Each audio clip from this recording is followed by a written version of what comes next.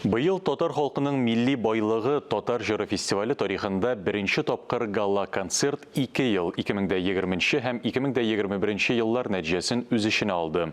Узган ел пандемия сәбәпле үткәрелми калган иде. Тантаналы кичәдән хәбәрчеләребез репортажы.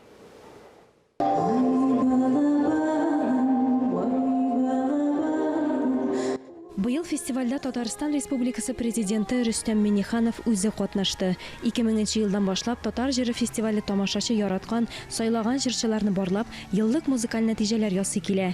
Ул вакытта әле яшь музыкаль проект Татарстан Республикасының беренче президенты Минтимер Шәймиев ярдәме белән яхшы старт алып, 2003 елда халык ара статусына ия була. Бу фестивальнең үзендә тулаем татар шоу-бизнесын үстерүдә дә яңа этап булып тора. 22 ел Хәзер инде бик билгеле булган, халыкара булган фестивалебез бүген шушы залда үтә. Шуңа күрә сезгә бөтенебез исемендән исәнлек саулык телибез, фестивалебез матур үтсен, барыгызны да сәламләргә рөхсәт итегез.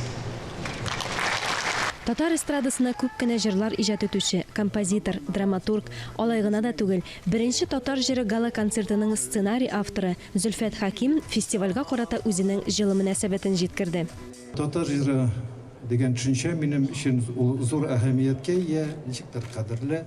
Әлбәттә мин төрле җырлар, материалларны күзәткәндә мин тәнкыйть күзлегеннән дә карыйм. Менә Камил әфәнде белән бу турыда сөйләшәбез. 22 ел белән татар җыры белән бик якты хатирәләрем бәйле, бик күңелле вакыйгалар искә төшә. Беренче елларында аның фестиваль эчендә кайнаган авторны кыйммәтле бүләк белән сөендерделәр. Барс Медиа компаниялар төркеменең директорлар советы рәисе Камил Гараев Зөлфәт Хакимнең 700-гә якын афоризмнар тупланган җыентыгын авторның үзенә бүләк итте. Китапның бастырылуы композиторга әлеге мизгелгә кадәр сер булып торган. Беренче сигнал.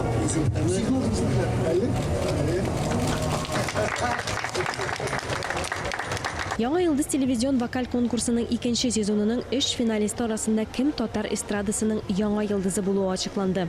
Бу көн турында белмим, күз алдына китерергә дә мөмкин түгел иде, ләкин инде бу бар, бу факт һәм инде берничә мизгелдән сәхнәгә чыгып җырлаячакбыз һәм инде үзебезнең чыгышыбызны күрсәтербез.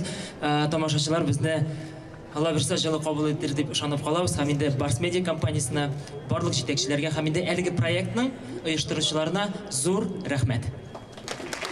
Үзенең 22 еллык тарихында татар җыры берничә музыкаль чорның, татар эстрада музыкасын яратучы буынның җанлы тарихы булып тора. 500-дән артык лауреат һәм 1250 җыр милли музыкаль проект аша уза. Мин беренче тапкыр Барс премиясын алачакмын. Һәм инде әйтеп үтәсем килә, мин бик рәхмәтле барлык катнашучыларга, организаторларга. Һәрбер артист өчен зур шатлыклы мән. Һәм инде тагын да рәхмәт барлык тыңлаучыларга. Рәхмәт татар. Рәхмәт.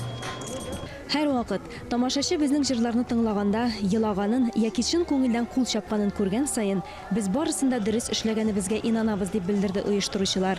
Алия Галиуллина, Фәннур Хасанов, Никита Граханцев, Татарстан яңалыклары.